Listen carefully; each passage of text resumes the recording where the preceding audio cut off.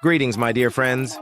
If today's joke gave you a chuckle, don't forget to subscribe. It's free, and it'll make us even closer as friends. The great white doctor comes to an impoverished African village, where he sees several young mothers either pregnant or with several small kids in tow, all showing signs of malnourishment.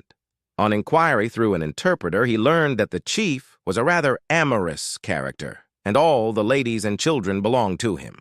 So he sent a large box of condoms to the chief, with instructions to always use it. A year later, he returns to the same village only to find the chief's wives still pregnant or with newborn children. Annoyed, he sends for the chief and, through the interpreter, demands an explanation. The interpreter listens to the stammering chief and explains, "But doctor," he swears he always wore the. Then how the heck did this happen? The interpreter questions the chief, listens, and replies. He says after 3 days he desperately needed to pee, and so he made a small hole at the tip.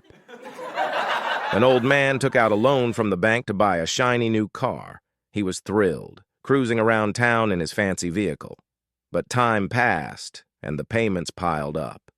Unfortunately, he couldn't manage to pay back the loan. Eventually, the bank came and repossessed his beloved car. Old man stood there watching as the car was towed away, shaking his head.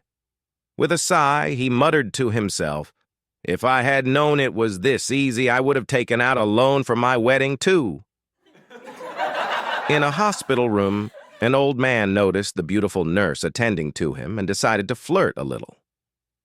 With a charming smile, the nurse responded gently, thinking it was all in good fun.